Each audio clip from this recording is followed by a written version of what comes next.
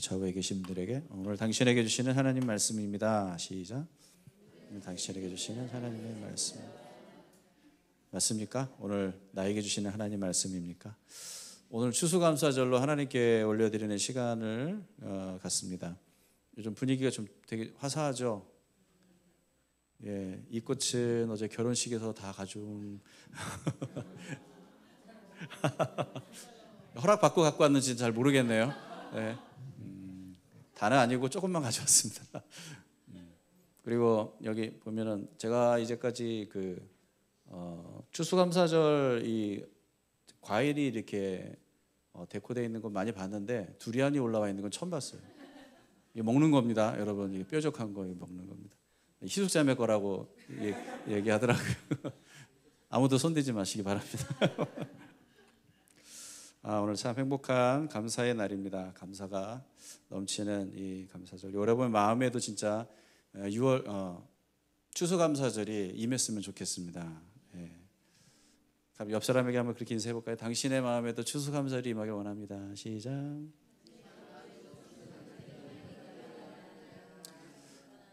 여러분 어느 날 갑자기 체중이 빠지거나 이러면 어떻게 하세요? 갑자기 체중이 막 빠지는 거예요. 기뻐하세요? 와, 드디어 다이어트에 성공했다 막 이러나요? 갑자기 살이 빠지는 건 좋은 증상은 아니잖아요. 그리고 막 열이 오르락 내리락 하고 막 이러면 어때요? 막 기침이 멈추지 않고 계속 나온다면 어때요? 이건 분명히 몸에 문제가 있다라는 걸 말해주는 거잖아요. 잠을 자도 아무리 자도 피곤해요. 어떻게 해요? 이거는 병원 가야 될 일이다, 이런 생각을 하게 되죠.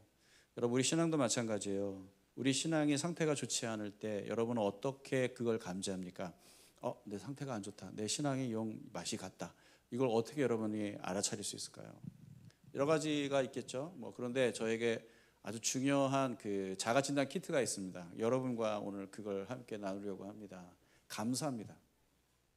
사람이요, 신앙이, 그리스도인들은 특별히 감사가 멈춰지는 순간, 더 이상 내 입에서 감사의 말이 나오지 않는 순간, 감사할 일이 없게 되는 순간 우리의 마음과 영혼에 영적인 위기가 찾아왔다, 이렇게 봐도 절대 틀리지 않습니다. 지금 당장 제가 점검할 수 있는 방법을 알려드릴게요. 잠깐만 눈을 감아 보시겠습니다. 눈을 감고 이 질문에 한번 정직하게 답해 보세요. 솔직하게 지금 나의 가슴에 진심으로 감사하게 느껴지는 것은 무언가? 진심으로 감사하게 느껴지는 것은 무언가? 눈 떠보세요. 뭐예요? 바로 안 나오고 한참 생각을 해야 된다면 우리의 마음에 감사가 메마른 것입니다. 그렇다면 우리는 믿음을 점검해야 돼요. 제가 오늘 이 본문을 통해서 우리의 믿음을 점검해서 잃어버린 감사를 다시 회복할 수 있는 길을 같이 함께 여러분과 나누고 싶습니다. 점검할 수 있는 3가지 질문이 있습니다. 첫째는 믿음의 이유가 있는가? 믿음의 이유가 내게 있는가? 둘째는 믿음의 순종이 내게 있는가? 세 번째는 믿음의 감사가 내게 있는가입니다. 첫째가 뭐라고요? 믿음의 이유가 내게 있는가? 이건 믿음의 여정의 출발점 같은 거라서 여러분 우리가 만약에 믿음의 이유, 나는 예수를 믿을 이유가 분명히 있어 이거야 라고 말할 수 없다면 여러분은 아직 신앙의 여정을 출발하지 못하고 있는 겁니다. 그래서 이건 되게 중요한 질문이에요. 지금 오늘 본문을 보면은 어떤 내용이냐면 예수님께서 이제 십자가를 짊어지시려고 예루살렘으로 가고 있는 여정입니다. 그 여정 속에 갈릴리와 사마리아 경계선 어디쯤에서 한 마을을 방문하셨는데 거기에서 10명의 나병 환자를 만나세요. 나병 환자는 어떤 사람입니까? 여러분 많이 들어보셨겠죠. 옛날에는 문둥병이라고 했는데 이 나병균에 감염이 돼서 이 피부와 말초신경이 감염되고 마비되는 이런 증상을 갖고 있는 사람들이에요. 그래서 그 결과가 되게 처참한데 반점이 생기고 손과 발과 얼굴에 신경이 손상이 되고 그리고 근육이 약화되고 감각이 무뎌지고 막 변형이 일어나고 심지어는 손가락 발가락이 괴사가 되고 막 코가 떨어져 나가고 막 이런 끔찍한 질병입니다. 그래서 고대 사회로부터 이 나병은 저주, 신이 내린 저주라고 그렇게 생각을 해서 사람들을 철저하게 사회에서 격리시켜 버렸습니다. 우리나라에도 역사적으로 보면 나병 환자들만 따로 모아서 집단촌을 이루어 살게 만든 여러 곳이 있는데 그중에 가장 대표적인 게 이제 전라남도에 있는 소록도예요. 소록도.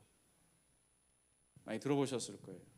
오늘 본문을 보면 10명의 나병 환자가 있어요. 그 당시에도 나병 환자는 사회적으로 배척받고 거부당했던 그런 사람들이었습니다. 그런데 그들은 이렇게 무리를 지어서 다녀요. 왜냐하면 그들도 생존을 해야 되기 때문에 같은 처지에 있는 사람들끼리 이렇게 집단으로 거주를 하고 살았던 것 같아요. 그런데 이들이 예수님을 찾아왔어요. 왜 찾아왔을까요? 12절을 보니까 어떤 마을에 들어갔는데 나병 환자 10사람이 예수님을 만나려고 왔어요. 그리고 본문을 보면 12절에 뭐라고 되어 있냐면 그들은 멀찍이 멈춰 서서 소리를 높여 말하였다. 예수 선생님 우리를 불쌍히 여겨주십시오. 왜냐하면 자신들은 절대 사람들을 가까이 할 수 없는, 접촉도 할 수 없는 사람들인 것을 너무 잘 알아요. 부정한 자라고 취급을 받았기 때문에. 더군다나 예수님을 가까이 대한다는 건 그들에겐 불가능한 일이었습니다. 그래서 멀찍이 서서 아주 멀리서 예수님 저 좀 살려주십시오, 저희도 좀 불쌍히 여겨주십시오 라고 외치고 있는 이 나병 환자들을 봅니다. 자, 여기서 우리는 10명의 믿음의 여정을 떠나는 사람들을 본문에서 보게 돼요. 이 사람들은 드디어 이 믿음의 여정을 출발했습니다. 왜냐? 그들은 예수님을 어떻게 생각했어요? 저분은 우리의 병을 고쳐주실 수 있는 분이다. 그들은 어떻게 예수님에 대한 소문을 들었는지는 모르겠지만 그들은 분명한 마음에 소망이 있어요. 저분은 우리를 도와주실 수 있는 분이다. 그들이 이러한 믿음을 가졌을 때 그들은 예수님 앞에 나올 수 있게 된 것입니다. 다른 어떤 고상한 이유 때문이 아니어도 괜찮아요. 철학적이거나 어떤 신념이라든지 아니면 어떤 신학적인 고민을 가지고 하나님 앞에 나온 게 아니어도 괜찮아요. 그게 정말 본능적으로 나를 위해서라도 나의 간절한 필요가 예수님은 내게 필요한 분이야 라고 생각되는 그 고백이 우리 안에 생겨났다면 여러분은 분명히 신앙의 여정을 이미 출발하고 있는 사람인 것입니다. 이 사람들의 이 절박한 상황들을 보면은 자신들에게는 그 어떠한 소망도 남아있지 않다라고 하는 그런 분명한 그러한 절망, 그리고 그 절망 속에서 소망을 찾고자 하는 그런 간절한 바람, 그런 것들이 그들 안에 있기 때문에 그들은 예수님을 향하여 발걸음했던 것 같습니다. 저는 그렇게 생각해요. 이런 절박함은 때로는 우리로 하여금 하나님 앞에 나갈 수 있는 지름길이 되는 것 같아요. 그러니까 무사태평 아무 일도 없는 사람들이 훨씬 더 예수님 만나기가 쉽지 않습니다. 절박한 마음이 있어야 개인적으로 예수님을 찾아갑니다.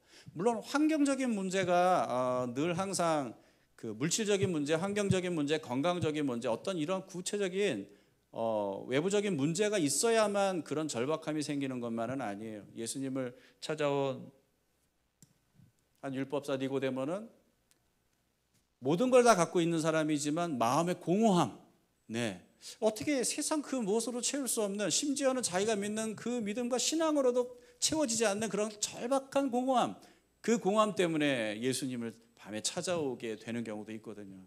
여기 계신 분들 중에도 아마 그런 분들이 많이 계실 거예요.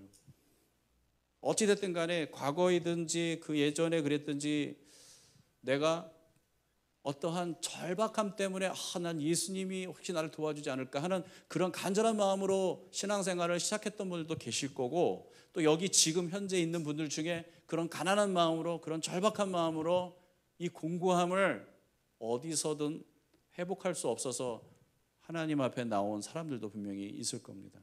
중요한 건 뭐예요? 여러분의 이 믿음의 여정이 시작되려면 반드시 예수 그리스도가 나에게 개인적으로 정말 필요한 분이셔야만 한다는 거예요. 그래야만 여러분은 신앙생활을, 믿음의 여정을 시작할 수가 있어요. 그러니까 교회만 나오는 걸로는 되지 않아요. 왜냐하면 여러 가지 이유로 교회를 나올 수 있거든요. 태어나 보니까 온 집안이 다 교회를 다녀. 어쩔 수 없이 나도 가는 거야. 그게 당연한 걸로 생각했어. 근데 머리가 나중에 크면요, 내가 굳이 이렇게 내가 가족들을 쫓아서 부모님들 때문에 교회를 다닐 필요가 있나? 아니, 나 교회 이제 정리할래. 나 교회 안 다녀.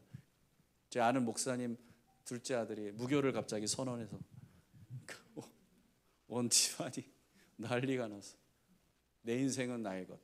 나의 종교도 내가 결정한다. 저는 성인입니다.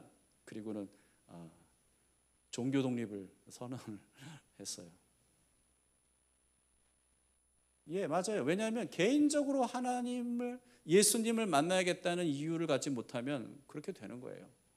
집안의 평화를 위해서 교회 나오는 사람도 있어요. 근데 그렇게 해서는 신앙의 여정은 시작되지 않습니다. 신앙의 여정이 시작되려면 어떠한 이유라고 해서도 예수님이 개인적으로 나에게 꼭 필요한 분이다라고 하는 그러한 진지한 고민이 있어야 됩니다. 그래야만 자발적으로 예수님을 찾아 나설 수 있게 되거든요. 자, 이렇게 믿음의 여정이 시작됐다고 해서 모두가 다 목적지로 가는 건 아니에요. 이건 출발에 불과합니다. 그 다음 단계가 있어요. 두 번째 질문이죠. 믿음의 순종이 내게 있는가? 믿음의 순종이 내게 있는가? 자, 예수님은 나병 환자들에게 명령을 합니다. 4절을 보세요. 무슨 명령을 하시나 보세요. 같이 시작. 예수께서 보시고 그들에게 말씀하셨다. 가서 제사장들에게 너희 몸을 보여라. 그런데 그들이 가는 동안 몸이 깨끗해졌다. 자, 보세요. 예수님이 하신 명령은 쉬운 명령인가요? 어려운 명령인가요? 가서 제사장들에게 너희 몸을 보여라. 쉬운 명령인가요? 어려운 일부랑 똑같네요. 분위기가. 네. 이거는 생각해보면 쉬운 명령 아니에요. 뭐 돈 내라는 것도 아니고 뭐 한 1년 동안 수행을 하라는 것도 아니고 뭐 힘들게 어렵게 뭐 고생하라는 말도 아니고 그냥 가라. 제사장에게 가라. 그리고 당연히 레위기 14장을 보면은 그 당시에 유대인들은 다 그랬어요. 이걸 다 알고 있어요. 나병 환자가 만약에 고침을 받았다면, 치유가 일어났다면 그걸 어디 가서 확인을 해야 되냐면 제사장에 가서 먼저 확인을 해야 돼요. 자기 몸을 보여주고 나 고쳐진 것 같아요. 그래서 제사장이 당신 깨끗하게 됐습니다라고 인정을 받을 때 비로소 사회가 그 사람을 받아주거든요. 그렇기 때문에 당연히 제사장에 가는 건 맞아요. 맞는데 문제는 뭐냐? 아직 낫지 않은 상태에서 가라고 한 거잖아요. 예수님이 고쳐놓고 가라 이렇게 얘기한 게 아니라 아직 낫지 않은 상태에서 가라 이렇게 얘기하는 거예요. 여기서 지금 우리는 어떤 믿음이 요청되고 있는지 보여줘? 순종하는 믿음이요. 순종하는 믿음이요. 근데 우리는 되게 순종의 믿음을 되게 수준 높은 믿음이라고 생각하잖아요. 근데 이건 어떻게 보면 수준 높은 믿음이 아니라 당연한 믿음인 거예요. 믿는다고 하면 순종하는 것이 맞거든요. 순종의 믿음은 그냥 생기는 게 아니에요. 어떻게 그러면 순종의 믿음이 생기느냐? 그걸 먼저 생각을 해보면 돼요. 여러분 지금 나 왜 이렇게 순종을 못하지? 그런 고민 많이 하지 않습니까? 나 그리스도인이고 나 예수 믿는데 나 정말 말씀 잘 알고 나 하나님 말씀 다 믿는데 나 왜 순종이 안 되지? 그런 거 갖고 고민하시는 분이 많이 계실 거예요. 순종하는 믿음은 언제 생기냐면 대상이 명확할 때, 대상에 대한 신뢰가 명확할 때 생겨요. 그러니까 믿음이라는 거, 순종하는 믿음이라는 거는 여러분이 더 세고 강한 믿음을 가져야만 만들어낼 수 있는 게 아니라 대상에 대한 확신이 더 명확해야만, 강해야만 여러분이 할 수 있는 그런 것이라는 거예요. 예를 들면 제가 누군가가 저에게 목사님 차키 좀 빌려주세요 그렇게 얘기하면 제가 어떻게 할 것 같아요? 제가 어떻게 할까요? 목사님 차키 좀 빌려주세요. 그럼 제가 어떻게 할까요? 그 무슨 생각을 그렇게 오래 하세요? 주죠. 목사님이라고 그랬으면 나를 아는 사람이고 나도 아는 사람일 테니까. 근데 생전 모르는 사람이 목사님 저 차키 좀 빌려주세요. 그러면 제가 줄까요? 안 줄까요? 안 주죠. 안 줘요. 그럼 여러분이 저한테 그렇게 하겠어요? 목사님 믿음 없으시다. 목사님 그 믿음으로 주셔야죠. 그게 무슨 상관이에요? 내가 그 순간에 믿음이 일어나지 않는 이유는 철저하게 대상 때문이에요. 그러니까 여러분 믿음은 내가 믿음이 약해서 못 주는 게 아니라 믿음이 믿기 힘든 사람이라서 못 주는 거란 말이에요. 그러니까 믿음은 대상이 누구냐에 따라서 생길 수도 있고 생기지 않을 수도 있고 강할 수도 있고 약할 수도 있다라는 거예요. 이건 대상의 문제지 내가 얼마나 세게 믿느냐의 문제가 아니라는 거죠. 이 그리스도인의 믿음이 딱 그거예요. 우리가 믿음이 없는 이유, 순종하지 못하는 이유 간단해요. 예수님을 잘 모르기 때문에 그래요. 여러분 이순신 장군 좋은 분이죠. 여기 대답 잘하셔야 돼요. 여기 한국 사람. 이순신 장군 좋은 분이시죠. 역사적인 인물이시죠. 다 믿죠. 그러면 여러분 이순신 장군님 말씀대로 살고 있는 사람 한번 손 들어보세요. 없죠. 왜 그래요? 좋은 분인 거 알고 역사적으로 실존 인물이었다는 것도 알지만 그분의 말씀대로 사는 건 또 별개의 문제예요. 근데 예수님을 딱 그렇게만큼만 아는 분들도 세상에 많아요. 우리가 예수님을 안 믿는 게 아니에요. 예수님 좋아하고 예수님이 계신 거 믿고 예수님의 말씀이 진리인 것도 인정해. 근데 거기에 내 삶을 두기는 어려워. 딱 그만큼만 예수님을 알고 있기 때문에 그런 거예요. 잘 보세요. 나병 환자들은요, 어디까지 갈 수 있었냐면 눈에 보이는 증거가 없지만 저분이 그렇게 말씀하신 건 우리를 고쳐주시려 함이야 라는 생각까지 한 거예요. 그래서 보이지 않는 그 어떤 희망을 향하여 순종의 걸음을 내디딘 거라고요. 하나도 안 맞고 여전히 문둥병이 천지인데 이걸 가지고 가가지고 제사장 앞에 들여 보이면서 나 좀 봐주시오 그러면 두들겨 맞고 쫓겨날 가능성도 있어요. 그렇지 않아요? 근데 그런 걸 개의치 않고 간 거예요. 그만큼 절박한 거고 그만큼 예수님에 대한 말씀에 믿음을 가지고 있는 거죠. 여러분, 순종은 믿음이 없이는 일어나지 않습니다. 우리가 한 걸음 더 나가서 우리가 가져야 될 믿음은 순종하는 믿음이에요. 그건 대단히 고상한 믿음이 아니라 아주 상식적인 믿음인 거예요. 왜냐하면 세상 사람들도 그렇게 살거든요. 이 식당은 내가 믿을 만해. 그러면 사람 데려가요.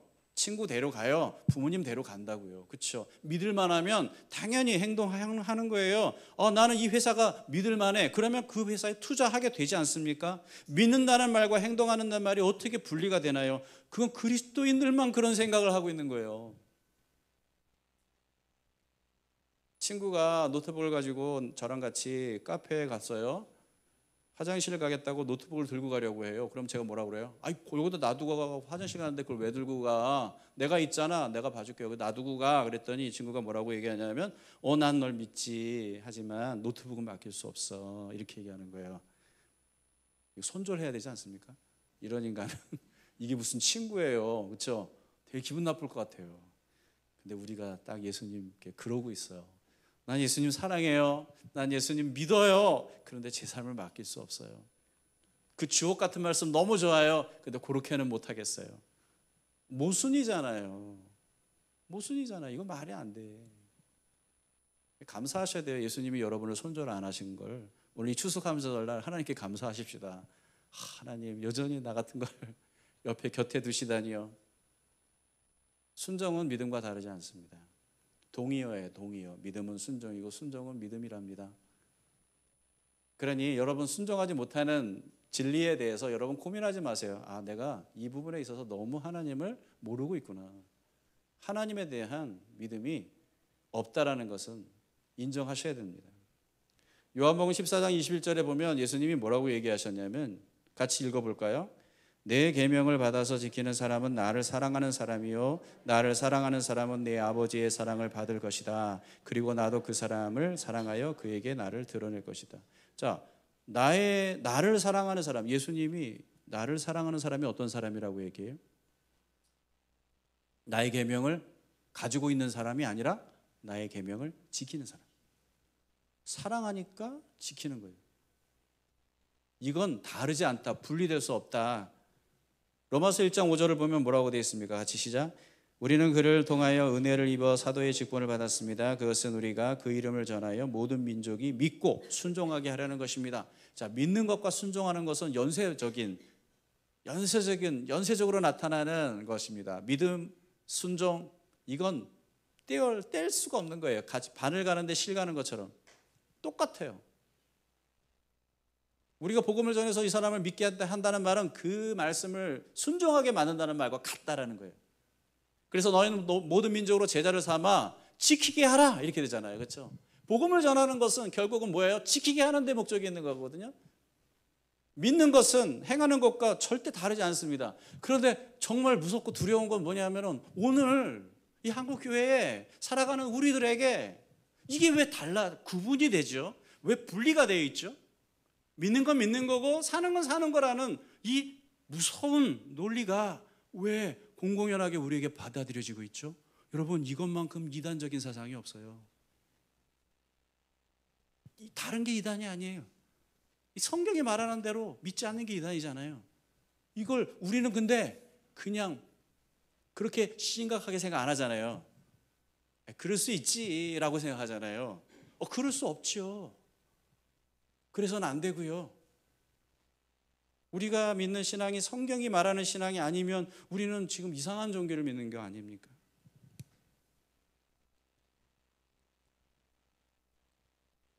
그래서 야고보서 2장 17절에 뭐라고 되어 있냐면 이와 같이 믿음에 행함이 따르지 않으면 그 자체만으로 죽은 것입니다. 믿음이 있는데 행함이 없는 건 불가능하다 이렇게 얘기하는 거예요. 그건 믿음이 아니라고 얘기하는 거예요. 그러니까 사과나무라고 말하면 사과가 맺혀야 되는 게 정상인 거예요. 그래야 사과나무인 거지. 사과나무에 사과가 안 맺히면 그걸 어떻게 봐야 돼요? 죽었거나 병들었거나 그렇게 봐야 되는 거잖아요. 믿음은 반드시 행함이라는 열매를 수반한다. 시간이 걸릴지는 모르지만 반드시 나타나야 한다. 전혀 없다면 그건 그 자체로 믿음이 없는 것이다. 이게 성경이 말하고 있는 거예요. 우리는 그래서 우리의 믿음을 점검할 때 우리의 믿음이 그 믿음에 근거한 작은 열매라도 나타나고 있는지를 확인해야 돼요. 믿음의 이유도 중요하지만 더 나아가서는 믿음의 열매인 순종이 내 삶에 어느 정도로 맺혀지는 것. 정상은 시간이 갈수록 작년보다는 올해 조금 더 많은 열매가, 조금 더 큰 열매가 맺혀져 가는 게 정상이거든요. 그게 내가 생명을 갖고 있다는 증거고 성장하고 있다는 증거라는 거죠. 마지막으로 우리가 점검해야 될 것은 내 믿음에 감사가 있는가입니다. 감사가 있는가. 믿음의 모험을 함께 떠난 10명은 결국 다 고침을 받았어요. 그런데 그 치유를 경험한 사람 중에 한 명만 예수님께 왔어요. 와서 뭐라고 하는지 보세요. 15절입니다. 18절까지 한번 읽어보겠습니다. 그런데 그들 가운데 한 사람은 자기 병이 나은 것을 보고 큰 소리로 하나님께 영광을 돌리면서 되돌아와서 예수의 발 앞에 엎드려 감사를 드렸다. 그런데 그는 사마리아 사람이었다. 그래서 예수께서 말씀하셨다. 10사람이 깨끗하지 않았느냐? 그런데 9사람은 어디에 있느냐? 하나님께 영광을 돌리러 되돌아온 사람은 이방 사람 한 명밖에 없느냐? 자, 그 말은 무슨 말이냐면 예수님은 뭘 기대하셨어요? 10명이 다 돌아오기를. 10명이 다 돌아와서 하나님의 행하신 놀라운 일들에 감사하며 감격하며 예수님 앞에 나오기를 기대하셨던 거죠. 그런데 한 명, 그것도 이방인 사마리아인 한 명만 예수님 앞에 나왔어요. 저는 여기서 여러분에게 믿음의 가장 마지막 중요한 단계를 말씀드리려고 합니다. 믿어야 할 이유도 있고 믿음의 순종도 있을 수 있지만 최종적으로 그 사람의 믿음이 참 믿음인 것을 확인할 수 있는 자리는 바로 감사입니다. 믿음에 감사가 있느냐? 예수님은 치유를 목적으로 그 사람들을 고쳐주신 게 아니라 그 사람들이 하나님과의 관계가 회복되어서 하나님 앞에 진정으로 예배하며 경배하며 감격하며 감사할 줄 아는 사람이 되는 것을 기대하신 거예요. 물론 나병을 고침받으면 끊어졌던 가족관계가 회복이 되겠죠. 다시 사람들을 만날 수 있겠죠. 그러나 예수님은 그 이상으로 그들이 하나님을 만나고 하나님과의 관계를 회복하기를 간절히 바라셨던 거예요. 그런데 거기까지 온 사람은 한 명밖에 없다는 거예요. 무엇이 이런 차이를 만들까요? 다 치료를 받았잖아요. 다 믿음으로 시작했잖아요. 그런데 왜 여기까지 온 사람은 한 명밖에 없냐는 거예요. 이 사마리아인을 한번 보세요. 이 사람이 경험한 건 뭐예요? 모두가 다 경험한 것이지만 여러분 그 당시에 나병 환자가 고침을 받는 건 오늘날 말기암 환자가 고침받는 것보다 더 엄청난 일이에요. 왜냐하면 나병은 발병되는 그 순간서부터 가족과 분리돼요. 쫓겨나요. 버려진다고요. 사회로부터 버려진다고요. 육체적인 고통뿐만 아니라 정서적인 관계적인 모든 단절과 고통을 오롯이 경험할 수밖에 없는 끔찍한 질병이에요. 그런데 그 질병에서 나음을 받았어요. 얼마나 기뻐, 얼마나 감사해, 얼마나 놀라워. 10명이 다 그 놀라운 체험을 했단 말이죠. 그런데 단 한 사람만 이 모든 일들이 예수 그리스도를 통해 일어났다는 사실에 주목합니다. 와, 그분은 도대체 누구시길래 이 절망에서 우리를 건져내셨을까?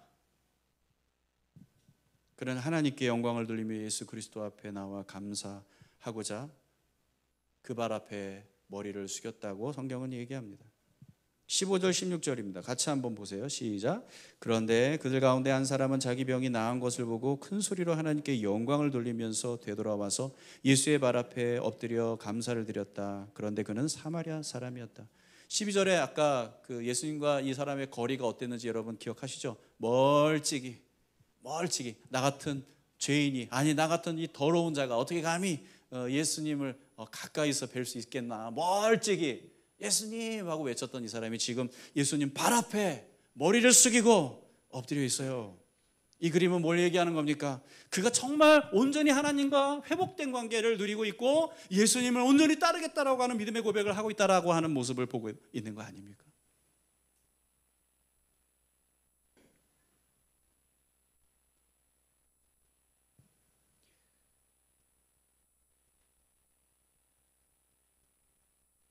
나머지 9명도 분명히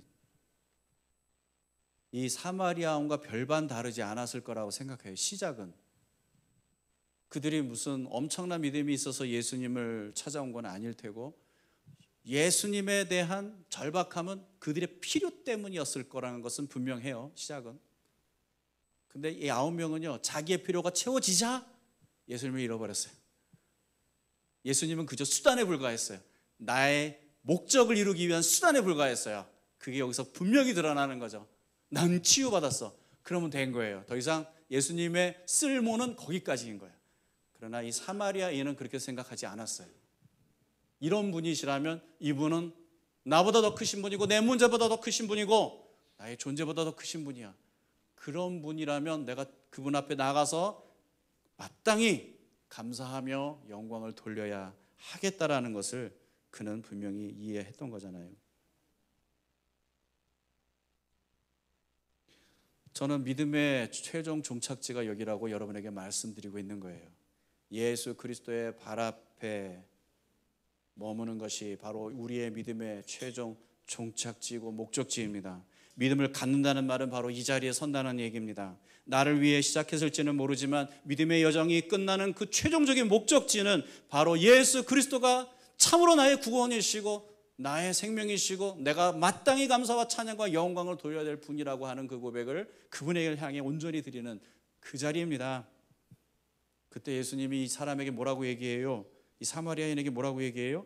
예? 뭐라고 얘기해요? 마지막 절에 보니까 뭐라고 그래요? 그렇죠. 시작. 그런 다음에 그에게 말씀하셨다. 일어나서 가거라. 내 믿음이 너를 구원하였다. 내 믿음이 너를 구원하였다. 이 사람은 육체적인 고침만 받은 게 아니에요. 병만 고침받은 게 아니에요. 구원을 얻었습니다. 구원을 얻었습니다. 10명이 다 하나님의 놀라운 은혜를 경험했지만 구원 얻은 사람은 단 한 사람이에요. 이게 온전한 믿음입니다. 사랑하는 성도 여러분, 믿음의 여정을 우리가 잘 가고 있다는 것을 어떻게 알 수 있을까요? 우리가 제대로 된 방향을 바라보며 가고 있다는 걸 어떻게 알 수 있을까요? 간단해요. 내 삶의 여정에, 내 신앙의 여정에 감사라는 이정표가 계속 나오고 있는지를 보면 돼요. 운전하다 보면은 저기 일산 방향 그러면 저쪽이 일산이구나, 잘 가고 있구나, 그런 생각할 수 있잖아요. 여러분의 삶 속에서 감사가 계속 튀어나오나요? 감사를 마주하나요? 감사의 고백이 시작되나요? 예, 여러분 잘 가고 있어요. 근데 감사가 멈춰지는 순간 우리는 그때 방향을 잘못 잡고 있다는 것을 아셔야 됩니다. 왜냐하면 엉뚱한 걸 바라보면 감사가 사라지거든요. 예, 주님을 바라보면 감사가 넘쳐나기 시작하고 정말 신기하죠. 문제를 바라보면 감사할 일이 뭐가 있어요, 그렇죠? 근데 그 문제에 너머에 계신 예수 그리스도를 바라보면 문제와 함께 감사를 시작할 수 있는 게 바로 그리스도의 삶 아니겠습니까? 그래서요, 우리의 입에서 튀어나오는 말들을 보면 내가 지금 잘 가고 있는지 못 가고 있는지 알 수 있어요. 다른 사람의 말그릇을 보면 그 사람이 어디를 바라보고 가고 있는지를 알 수가 있어요. 그래서 여러분 부정적인 말을 하고 막 불평하고 막 원망할 수 있어요. 그럴 때 여러분 알아차려야 돼요. 아, 내가 지금 방향 놓쳤구나. 그게 뭐예요? 내비게이션에서 울리는 그 경고음 같은 거예요. 잘못 가고 있어. 잘못 가고 있어. 그때 여러분 어떻게 해야 돼요? 올바른 방향으로 가려면 감사할 이유를 한번 떠올려 보세요. 감사할 이유를 한번 떠올려 보세요. 그리고 영 마음의 감동은 안 되지만 동의는 안 되지만 입으로 고백해 보세요. 감사할 일을 고백해 보세요. 네, 한번 해보세요. 나는 당신이 내 옆에 있어서 너무 행복해요. 너무 감사해요. 한번 얘기해 보세요. 동의가 안 되지만 마음의 감동으로 할 수 있는 건 아니지만 한번 해보세요. 당신이 내 옆에 있어서 너무 감사해요. 너무 감사해요. 그 순간 내가 그렇게 믿음으로 주장하는 순간 여러분의 삶의 방향이 잘못된 방향에서 수정된다는 거예요. 수정된다는 거예요. 제가 제주도에 가봤어요. 제주도에 가파도라는 데를 가봤어요. 가파도 가보신 분 한번 손 들어보세요. 가파도 아무나 가는 데 아니죠. 가파도가 있다는 걸 아는 사람만 가는 거죠. 저도 가파도를 가보고 이런 마라도는 너무 좀 밑에 더 있죠. 가파도에 갔는데 가파도에 딱 내리면 배 내리면 뭐가 있어요? 자전거 빌려주는 곳이 있어요. 그래서 거기서 자전거를 딱 2대 빌려가지고 이 가파도는 애매한 섬이라서 이렇게 자전거를 타고 이렇게 돌아야 돼. 딱 타고 신나게 이제 가자 하고 갔는데 좀 가다 보니까 문제를 발견했어요. 자전거를 잘못 고른 거야. 자전거를 잘못 골라서 브레이크가 잘 안 잡혀. 그런 자전거 있잖아요. 막 세게 잡아야 막 잡고 나서 한 50m 가서 쓰는 이런 이상한 자전거. 그리고 막 이렇게 있잖아요. 왜 이렇게 막 가는데 자꾸 이렇게 안장이 내려가. 이렇게 올려 내 키에 맞춰서 놨는데 내려가. 그리고 안장이 돌아가더라고. 일부러 그렇게 만들었나? 돌아가요. 너무 힘든 거야 자전거 타는 게. 그러면서 자전거를 타는 내내 짜증 나고 막 그냥 그냥 비싼 돈 주고 이거 빌렸는데 이게 뭐 있다고 그냐 뭐 이러면서 지금 좋은 데 와가지고 내가 이 고생하려고 여기 왔냐 그러면서 더군다나 오르막길이 있는데 기아가 2단밖에 안 들어가는 거예요. 2단만 움직이더라고. 얼마나 힘들어요. 여러분 해보셔요 한번 얼마나 힘든지. 풍경이고 뭐고. 그런데 그렇게 고생을 하다가 막 투덜거리고 막 그냥 짜증을 내면서 가는데 딱 도착하는 데가 바다 해안가거든요. 해안가가 쫙 펼쳐지면서 너무 아름다운 거야. 너무 아름다운 거야. 너무 멋있는 거야. 나는 한국에서 그렇게 아름다운 해변을 본 적이 없어요. 정말. 그리고 그때는 또 바람도 적당하게 불어주는데 파도가 얼마나 아름답게 이 옆면에서 이렇게 쫙 자전거를 타고 오는데 이 사선으로 이 바닷가 해안이 쫙 펼쳐지는데 막 파도가 막 그냥 그림처럼 막 몰아치면서 막 바위를 팍 때리면서 막 그냥 막 물보라가 막 그냥 와 진짜 너무 아름다운 거예요. 이건 뭐 파노라마로 그것도 뭐 이렇게 보는 게 아니라 파노라마로 쫙 펼쳐 보이는데 그 순간 한동안 내 자전거 안장이 돌고 있다는 걸 내가 생각을 못하고 있었어요. 브레이크가 잘 안 잡힌다는 걸 내가 힘들게 지금 페달을 뻘뻘 흘리면서 밟고 있다는 사실을 생각을 못하고 있었어요. 너무 아름다운 그 장면에 내 마음을 빼앗기는 순간에 현재적인 고통과 불평과 짜증이 사라져버리더라고요. 저 그 경험을 했어요. 사랑하는 성도 여러분, 여러분의 삶의 인생에 얼마나 불편한 일들이 많아요? 내 뜻대로 안 되는 일들이 얼마나 많아요? 나를 힘들게 하고 짜증나게 만들고 낙심하게 만들고 절망하게 만드는 일들이 얼마나 많아요? 근데 사랑하는 성도 여러분 그거 아셔야 돼요. 예수를 믿는 사람들에게는 그들의 삶의 풍경이 바뀌어지는 은혜를 하나님이 허락해 주십니다. 비록 우리의 몸은 이 땅, 이 유한한 세상 속에 이 죄 많은 세상 속에 살아가지만 하나님은 우리를 이미 하나님 나라로 백성으로 불러주셔서 이 땅에서도 하나님 나라를 살 수 있는 은혜를 주셨습니다. 그래서 이 땅을 살아가지만 우리는 이 세상에 코박고 살지 않고 하나님 나라를 바라보며 살아가는 것입니다. 그게 그리스도인들의 특권입니다. 세상의 풍경이 바뀌면 현재적인 고통과 불편과 어려움조차도 우리는 감당해낼 수 있어요. 너끈히 감당해낼 수가 있어요. 우리의 삶이 고달플 수 있어요. 하지만 우리가 바라보는 이 영광스러운 나라의 그림이, 이 아름다운 소망이, 우리의 인생의 목표가 오늘을 견디게 만들고 이기게 만들고 도리어는 다르게 보게 만드는 그런 역사를 우리에게 가져다 준다는 것입니다. 예수님께서는 놀랍게도 십자가에서 그 고통을 견디신 이유가 이 그림 때문이라고, 하나님이 펼쳐주시는 이 십자가를 통해 이루실 놀라운 하나님의 구원의 그림이 너무 아름다워서 그 그림을 기쁨으로 바라보며 그 십자가의 고난을 견뎌내셨다라고 우리에게 말해줘요. 히브리서 12장 2절 말씀입니다. 한번 같이 읽어볼까요? 믿음의 창시자요 완성자이신 예수 그리스도를 바라보십시다. 그는 자기 앞에 놓여있는 기쁨을 내다보고서 부끄러움을 마음에 두지 않으시고 십자가를 참으셨습니다. 그리하여 그는 하나님의 보좌 오른쪽에 앉으셨습니다. 지난번에도 말씀드렸지만 우린 너무 문제가 생기면 문제에 갇히는 경향이 있어요. 너무 좁은 시야를 갖고 세상 사람들하고 똑같아요. 그들에게는 이 아름다운 뷰가 보이지 않잖아요. 이 하나님 나라의 풍경이 보이지 않잖아요. 그들에게는 소망 없는 이 땅의 삶이 전부가 아닙니까? 왜 우리가 그런데 그런 사람처럼 살아야 합니까? 왜 문제가 전부인 것처럼 살아야 합니까? 왜 우리가 그렇게 절망해야 합니까? 우리에겐 더 큰 그림이 있는데, 우리에겐 더 아름답고 찬란하고 영광스러운 미래가 있는데 왜 그건 전혀 보이지 않는 것처럼 왜 우리가 그렇게 살아야 합니까? 예수님은 그 십자가의 고통을 뭐로 견디셨다고요? 자기 앞에 놓여있는 이 기쁨, 우리가 구원을 얻는 놀라운 기쁨, 하나님의 구원의 역사가 이루어지고 이 땅에 하나님 나라가 시작되는 그 영광스러운 그림을 바라보며 견디셨대요. 참아내셨대요. 예수님만 그렇게 하셨어요. 스데반을 보세요. 스데반은 돌에 맞아 죽는 순간에 뭘 봤어요? 사람들은 볼 수 없는 그 영광스러운 풍경을 봤어요. 하나님 나라의 풍경을 봤어요. 하나님 보좌에 계신 예수 그리스도를 바라봤어요. 여러분, 죽음이 고통만이 아니라 스데반에게 그 순간, 그의 눈이 열리는 순간, 그가 하늘의 시선을 고정하는 순간, 그 고통, 그 죽음의 시간은 그에게 말할 수 없는 감격의 시간이었고 영광의 시간이었고 감사의 시간이었음을 믿어 의심치 않습니다. 예수님은 도마에게 그런 얘기하셨어요. 우리는 보이는 것만 믿으며 살아가는 사람들이 아니다. 보지 않는 것을 보는 것처럼 살아가는 사람들이 복된 바로 너희들이다. 여러분, 잘 안 보이세요?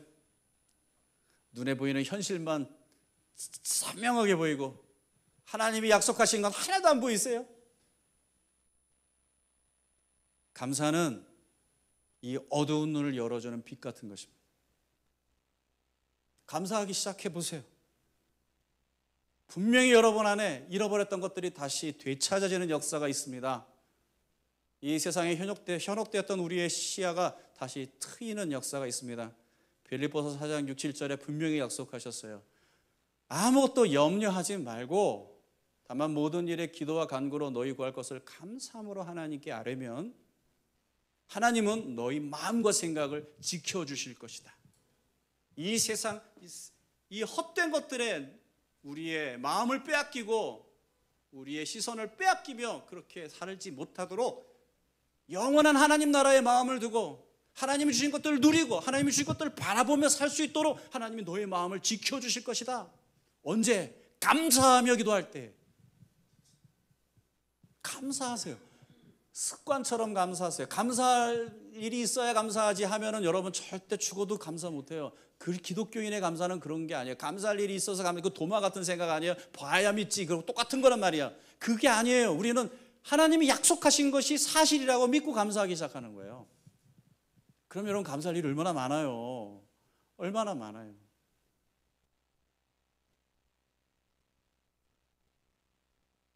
우리가 감사하기 시작할 때 스데반이 바라보았던 것을 우리도 바라볼 수 있을 줄 믿습니다. 우리가 감사하기 시작할 때 예수 그리스도께서 바라보셨던 것을 우리도 보게 해 주실 줄 믿습니다.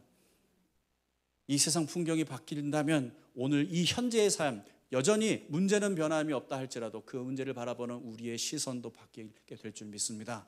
이 감사를 누리며 이 감사를 회복하며 이 땅에서 하나님 나라를 바라보며 살아갈 수 있는 저희 모두가 되기를 주의 이름으로 축원드립니다. 찬양하겠습니다.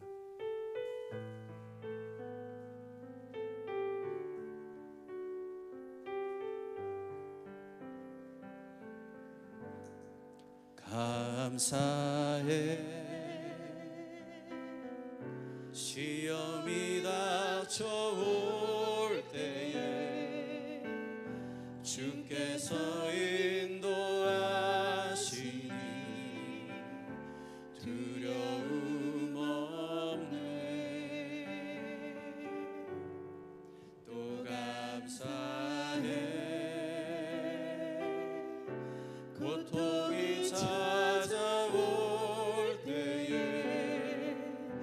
주께서 지켜주시니 승리하리라. 나의 모든 생활 속에서 주님이 함께 하시니 주님의 성령